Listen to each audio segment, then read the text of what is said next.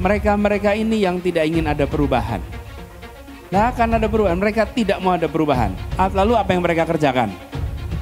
Menghambat jangan sampai ada perubahan. Dibuatlah fitnah-fitnah, dibuatlah segala macam berita supaya jangan sampai ada Nah, kita mau perubahan atau mau tetap perubahan? Harus kita hadapi tidak ini? Hadapi. Jadi kalau gitu kita perangi, karena mereka yang memproduksi luar biasa banyak kabar, jangan sampai ada perubahan. Mereka adalah benalunya masyarakat Indonesia. Benalu, kalau benalu itu harus dibersihkan, betul tidak? Betul. Mas Gibran yang dibilang anak ingusan, ya kan? Nggak ada apa-apanya, ya kan?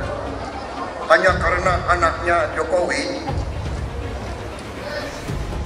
dihina, diejek, ya kan?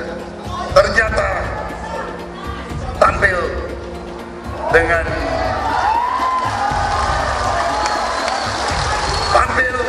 menurut saya, kalau saya guru yang harus kasih nilai, saya kasih nilai 9,9.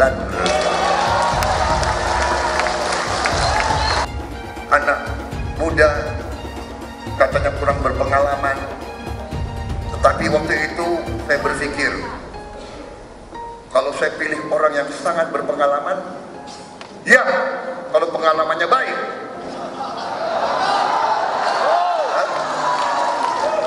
Kalau pengalamannya adalah pengalaman korupsi, bagaimana? Kalau pengalamannya selalu mengakal-akalin rakyatnya sendiri, bagaimana? Kalau pengalaman adalah justru menghamba, justru mengabdi kepada bangsa lain, bagaimana? Mendingan kita milih anak muda yang masih bisa kita bina, kita gembleng, apalagi dibantu digembleng oleh orang tuanya sendiri, saudara sekalian.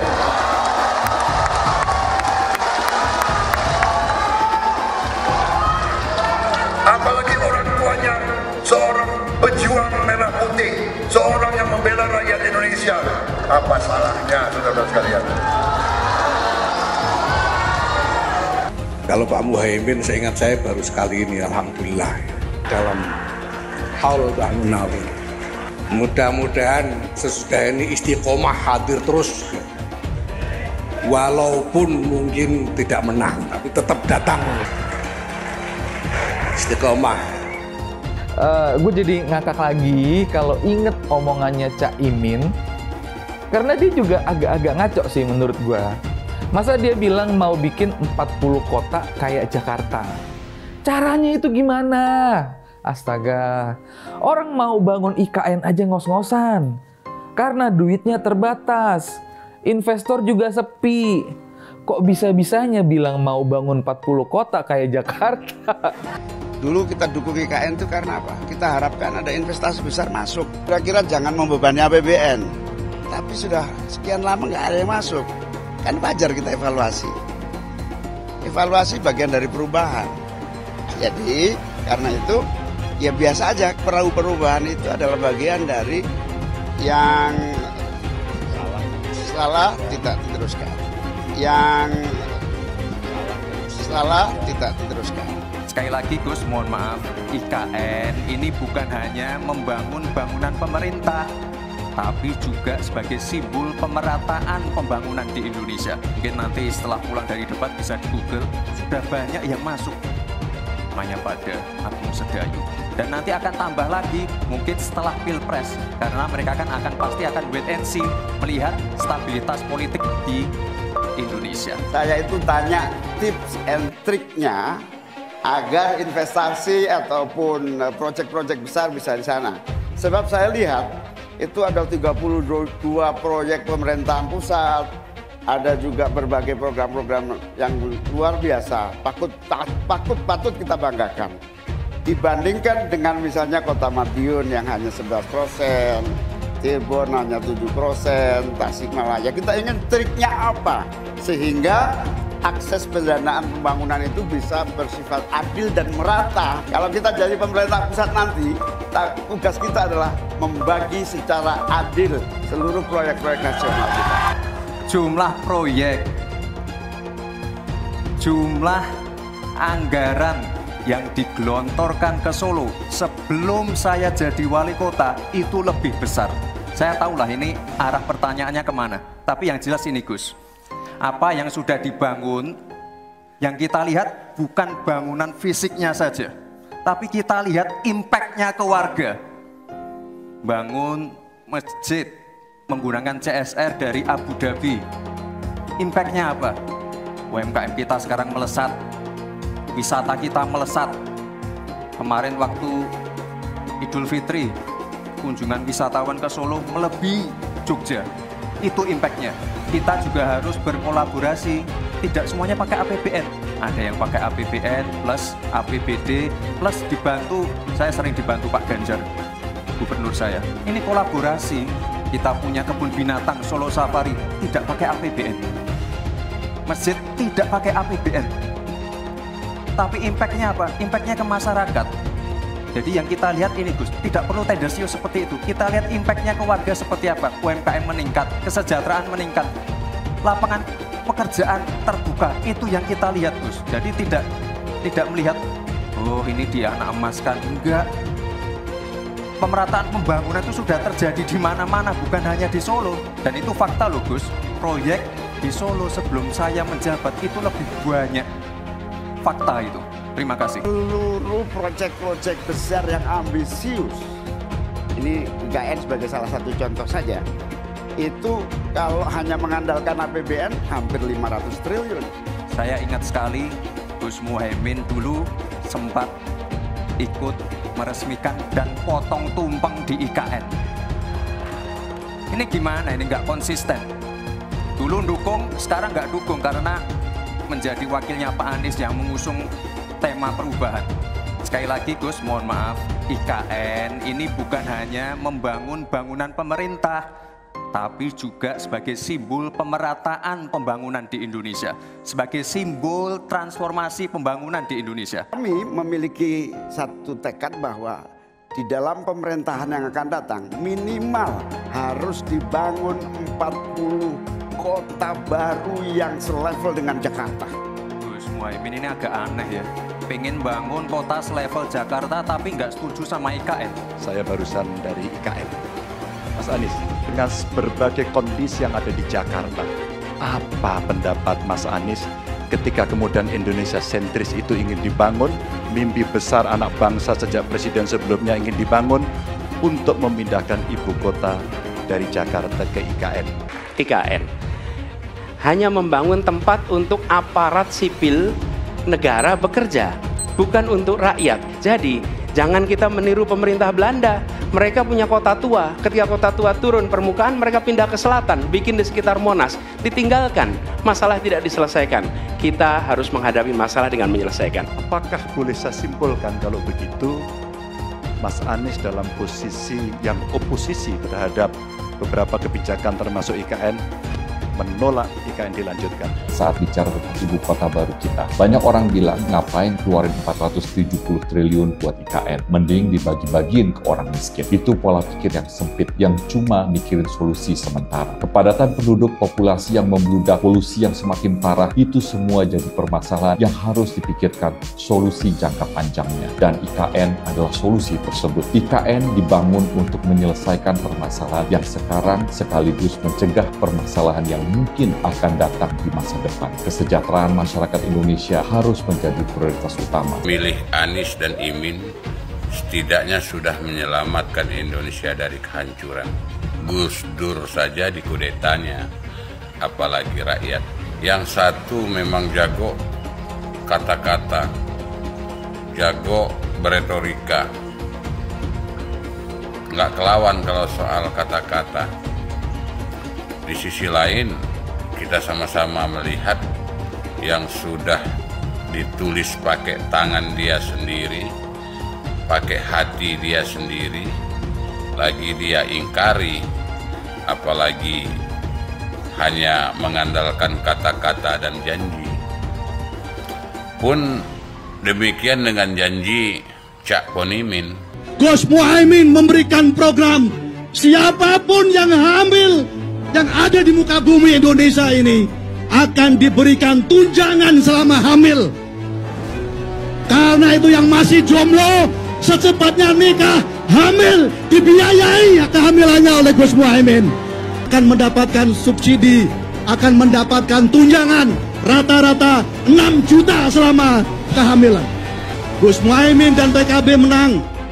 Semua yang punya sepeda motor, BBM-nya kita subsidi gratis tanpa biaya. Siapa yang di sini punya sepeda motor? Tahun 2024 PKB menang, Gus Muhaimin presiden, disubsidi serendah-rendahnya harga subsidi BBM. Kalau PKB sekarang bukan PKB Gus Dur, ini PKB Caimin. Jadi beda, PKB-nya sudah beda. Jadi nggak bisa lagi menurut saya, memang masih tetap jualan nama Gus Dur, itu ada larangannya jelas sekali.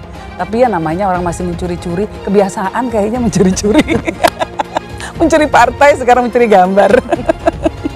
Gus Dur pendiri partai, orang yang dikatakan oleh Caimin sebagai guru politiknya, malah dikudeta, apalagi rakyat. Susah kan mau milih pemimpin seperti itu nanti? Pak Prabowo hari ini adalah calon presiden dari Partai Gerindra.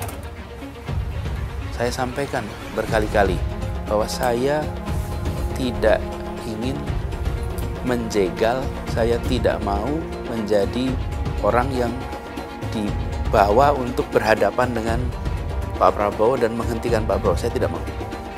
Dan saya katakan itu kepada siapapun yang datang kepada saya untuk berbicara tentang calon presiden.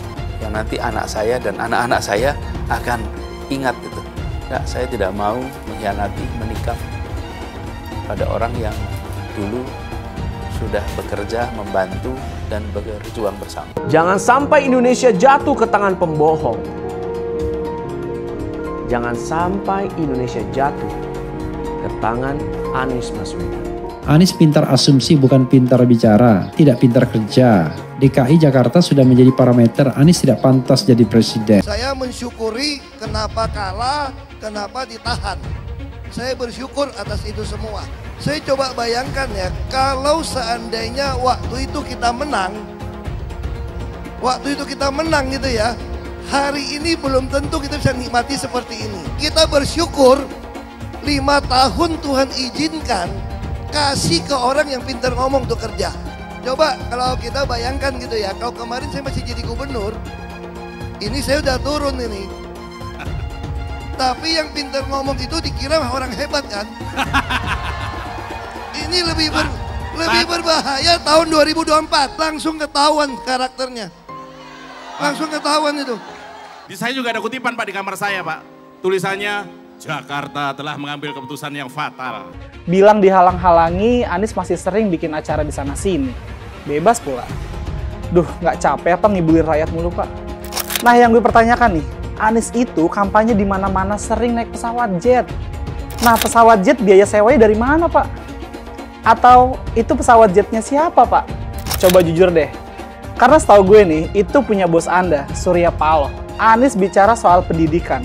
Padahal waktu dia di Jakarta, dia sendiri nggak mampu buat memberikan bangku sekolah yang cukup waktu mimpin di Jakarta. Artinya, dia nggak mampu memberikan bukti kalau omongan dia itu bisa dilaksanakan. Anies bilang, setiap jabatan harus diisi sama orang-orang yang kompeten. Lah, faktanya di Jakarta, beberapa jabatan diisi sama orang-orang dekatnya dia. Nggak kompeten pula. Terus TGUPP, itu yang jumlahnya seabrek-abrek, fungsinya buat apa, Pak? Kok Jakarta makin berantakan sih? Sekali lagi, Anies nggak bisa membuktikan omongannya. Anies bilang dia akan membuka lapangan kerja. Yang dulu janjinya 200.000 lapangan kerja, ternyata cuma omong kosong, alias cuma janji palsu. Soal pembangunan yang berkelanjutan. Dia bilang di Jakarta dia udah meneruskan yang udah baik. Lu jangan percaya ya, itu ngibul. Faktanya nggak seperti itu loh. Belum lagi nih, program penanggulangan banjir. Jadi di daerah Jakarta itu ada daerah yang sebelumnya udah bebas banjir. Pas Anies mimpin, Kok bisa-bisanya daerah itu banjir lagi? Gimana nggak banjir kalau kalinya udah nggak pernah dikeruk sama dibersihin, Pak? Kalau soal Jakarta, gue bisa bicara banyak deh. Jadi gue saksi bobroknya kepemimpinan Anies di Jakarta. Dan gue bisa pastiin, omongan manisnya Anies soal apa yang dia lakukan waktu mimpin Jakarta itu banyak nyebulnya. PKI yang kita harapkan, Anies Baswedan yang begitu jelas Islamnya. 4 tahun 8 bulan jadi gubernur, mana peraturan pergub saja yang melarang miras? Mana perda Islam apalagi? Yang akhirnya tidak berani juga menegakkan hukum. Banjir tetap banjir, macet tetap macet, kriminalitas Jakarta. Anda tahu, 2 menit sekali terjadi pencurian. Sekarang orang sedang euforia, dia mau dicapreskan. Bagaimana umat terjebak lagi, bodoh lagi, masuk lagi. Kalau misalnya memang Anies itu mau maju dan dia tekad mau menegakkan hukum Islam dan menyatakan perlawanan, saya penuh. Tapi dia tidak lakukan itu. Bapak Politik Identitas Indonesia Anies Baswedan, Bapak Intoleransi Indonesia Anies Baswedan. Jangan lupakan, jangan terlena, jangan sampai dia pecahkan kita dengan dagangan ayat dan mayatnya. Air itu turun dari langit, turunnya ke atap rumah langsung sumur bor, bukan ke sungai dan ke laut. Jangan hanya konsentrasi pada pembangunan benda-benda mati yang indah difoto dan bisa ditunjukkan dalam 5 tahun hasilnya. Kalau kita mau menilai sebuah janji, maka lihat janjinya atau lihat kenyataannya. Dulu janjinya apa ya? Dan ini aneh, betul-betul aneh. Ini bukan kampanye, tapi saya sampaikan sini. Di satu sisi menyiapkan jalur-jalur air untuk dikirim ke laut, di sisi lain di lautnya dipasang dengan pulau reklamasi, tinggal tunggu waktu jadi rob, air balik. Dan ini melawan sunatullah. Kenapa? Air itu turun dari langit ke bumi, bukan ke laut. Harusnya dimasukkan ke dalam bumi, masukkan tanah. Di seluruh dunia air jatuh itu dimasukkan ke tanah, bukan dialirkan pakai gorong-gorong raksasa ke laut. Jakarta telah mengambil keputusan yang fatal. Bukan banjir, itu memang parkir air. Bukan banjir, itu memang parkir air. Masyarakat berkeliling dengan membawa toa untuk memberitahu semuanya, termasuk sirine. IKI Bond 82 miliar. Apa alat transportasi yang dimiliki oleh hampir setiap orang? Alat transportasi yang dimiliki semua orang adalah kaki. Kalau seandainya orang Jakarta percaya Pak Anies jadi gubernur pun, saya berani jamin kok dia akan lakukan normalisasi yang sama seperti saya lakukan kok. Gak usah bohong lah. Tapi ketika air sampai di muara, maka siap untuk dipompa ke laut. Pancasila Soekarno, ketuhanan ada di pantai. Anak Tuhan dari mana? Kalau Yesus anak Tuhan, bidangnya siapa? Besok di seluruh wilayah Indonesia kami katakan damai. Iblis hanya menggoda orang yang beriman. Makanya jarang-jarang orang kafir kerasukan setan. Yang kerasukan setan itu orang baik-baik. Jarang, saya belum pernah nengok Cina kerasukan setan. Pernah tak Ahok itu kerasukan setan? Enggak, setannya juga. Karena sesama setan jarang saling menggoda. Karena di salib itu ada jin kafir. Haleluya. Kepalanya ke kiri apa ke kanan?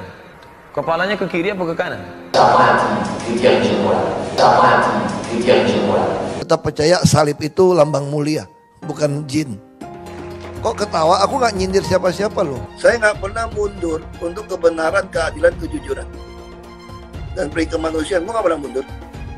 Dan gue nggak pernah takut juga sama lu. Siapapun yang rasis, gue akan hadapin. Karena rasis itu tidak berperi kemanusiaan. Sama saya ditanya dulu kan, kamu nyesel nggak statement kamu di Pulau Seribu sehingga masih masuk penjara? Tidak pernah nyesel. Karena saya mengatakan kebenaran. Anies menuduh Jokowi melakukan penjagalan. Padahal Anies lupa pada rekam jejaknya sendiri di tahun 2017, di mana Anies melakukan penjagalan terhadap Ahok. Semua cara dilakukan, termasuk melakukan politik identitas berbasis agama, sampai-sampai menggunakan kelompok FPI, HTI, dan kelompok intoleran lainnya. Sudah barang pasti, Anies tidak akan melanjutkan program-program Jokowi. Legasi-legasi dari Pak Jokowi akan dihancurkan oleh Anies. Programnya akan diacak-acak oleh Anies Baswedan. Lihat Jakarta, hancur semua. Semisalnya Anies menang, maka Ibu Kota Baru atau IKN nggak akan jalan. Pembangunan akan di stop. Kita bisa melihat rekam jejak Anies saat menjabat di Jakarta selama 5 tahun. Tidak ada satupun janji yang dipenuhi dan tidak ada kinerja yang bisa dibanggakan. Dari DP 0%, GOC, kelebihan bayar, Formula E, banjir, sumur resapan, jalan rusak, dan gonta-ganti nama jalan. Jika Anies menang, maka FPI dan HTI, Ormas Khilafah, akan kembali. Apa kita mau Pancasila diganti oleh Khilafah? Bagian Indonesia Timur yang mayoritas non-muslim pasti tidak akan setuju dengan Khilafah. Mungkin Indonesia akan bubar jika Anies memimpin. Perkataan Ahok sudah terbukti dan Jakarta sudah menjadi korban. Jangan biarkan Indonesia menjadi korban kibulan Anies Baswedan. Saya belum pernah mendengar secara jernih suara-suara elit PDI Perjuangan terkait dengan dukungan yang kuat kepada calon Presiden Ganjar Pranowo yang notabene adalah calon yang diusung oleh PDI Perjuangan. Saya sebagai masyarakat sedang kebingungan melihat elit-elit PDI Perjuangan saat ini. Pemilu atau Pilpres kurang dari 50 hari lagi. Kalaupun ada suaranya sayup-sayup tak terdengar, hanya 1-2 yang bersuara. Tidak ada orkestrasi suara yang sangat keras, yang masif mendukung Ganjar dan Mahfud. Ini ada apa?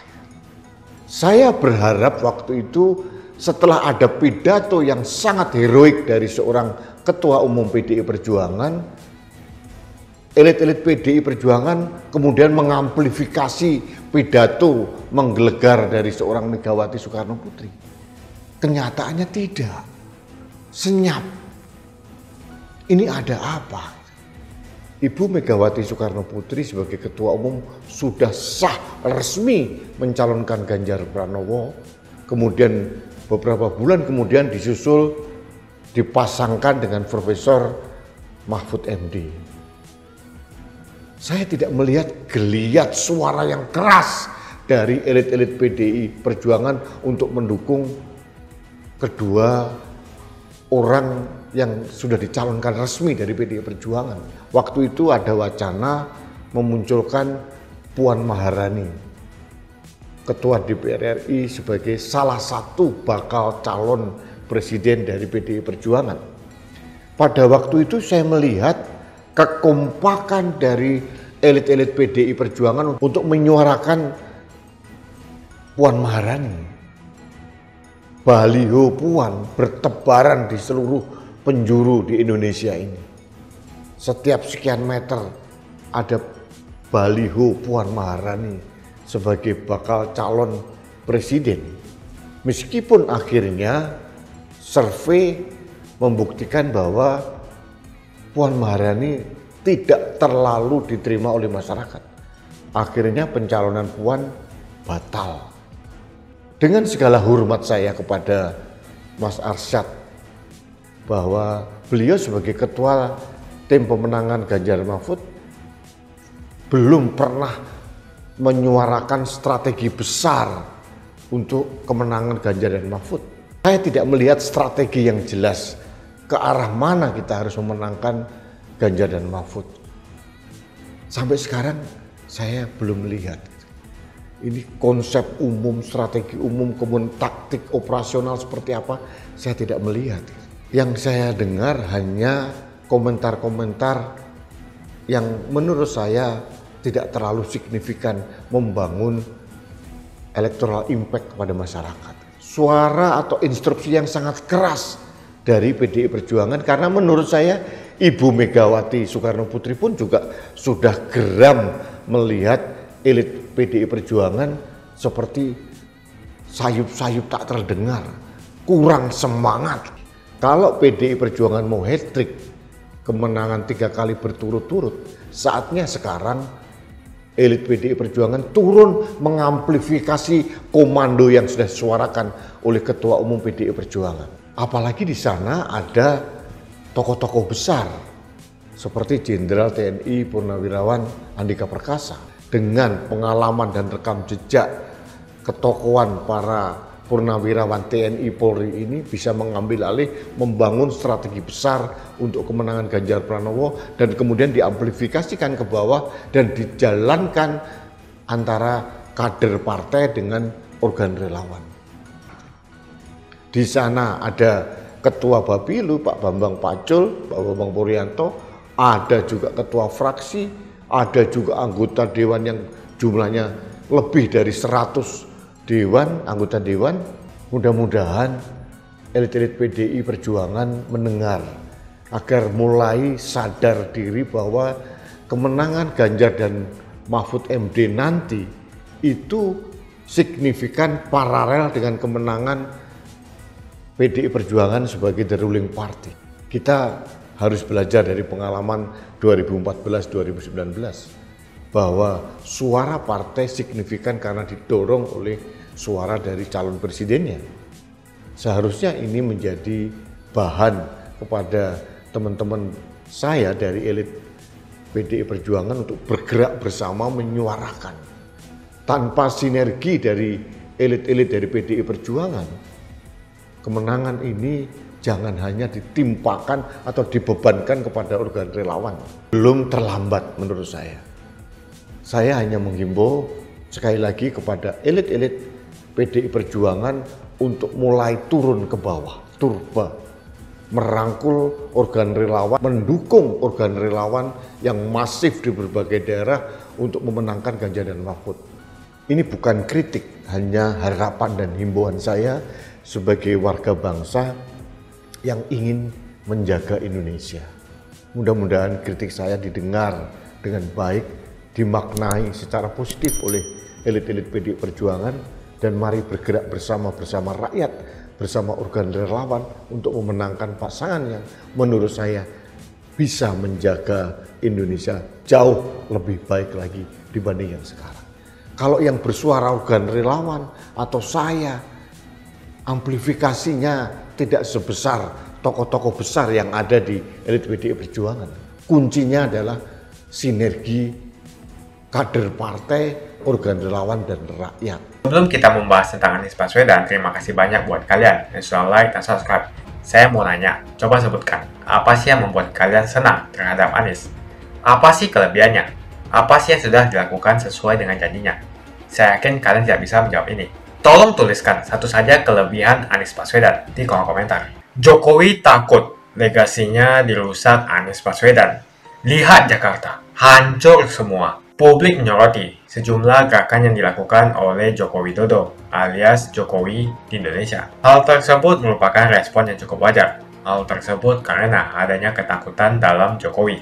Presiden menurutnya di tengah kelimpungan dengan adanya kemungkinan bahwa kemenangan yang diraih oleh Anies Baswedan. Hal tersebut dapat berujung pada hancurnya sejumlah program dari Jokowi.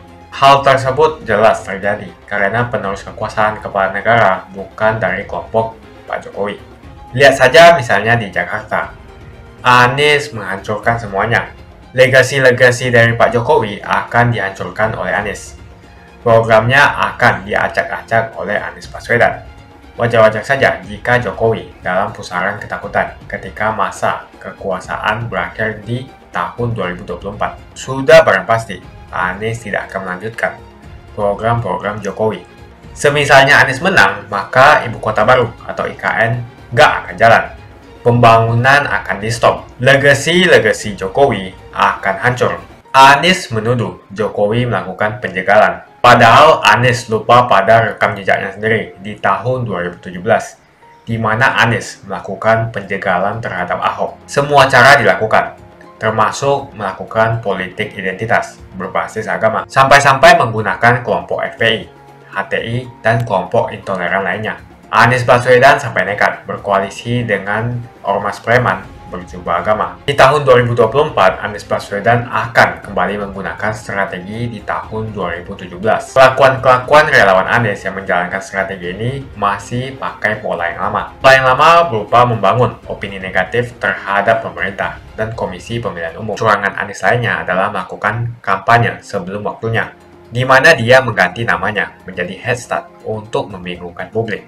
Atau kecurangan Anies Baswedan yang menggunakan jet pribadi saat kampanye di mana-mana. Berapa kecurangan dari biaya kampanye yang menggunakan jet pribadi?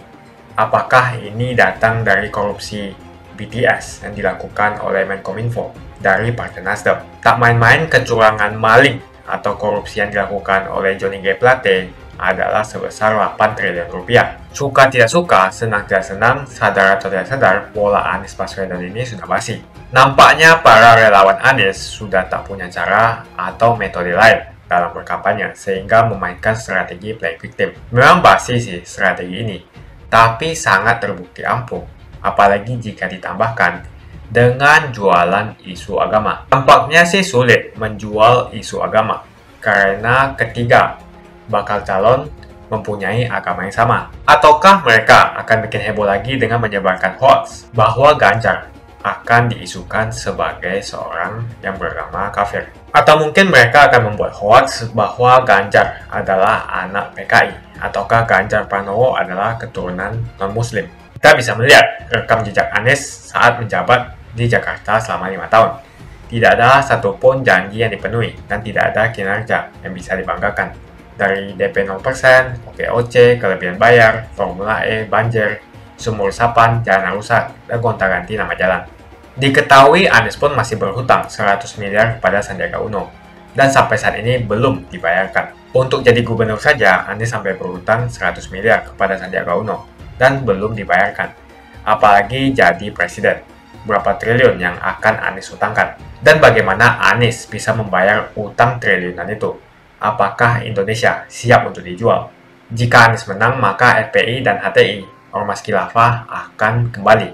Apa kita mau Pancasila diganti oleh Khilafah? Bagian Indonesia Timur yang mayoritas non-muslim pasti tidak akan setuju dengan Khilafah. Mungkin Indonesia akan bubar jika Anies memimpin. Perkataan Ahok sudah terbukti dan Jakarta sudah menjadi korban. Jangan biarkan Indonesia menjadi korban kibulan Anies Baswedan. Begitu saja opini saya tentang Anies Baswedan. Bagaimana opini kalian? Tuliskan di kolom komentar. Pastikan kalian semua menekan like di video ini. Dan jangan lupa bagikan video ini ke teman dan family Anda supaya mereka semua mengetahui tentang informasi ini. Tekan tombol subscribe dan bunyikan lonceng notifikasi supaya kamu tidak ketinggalan.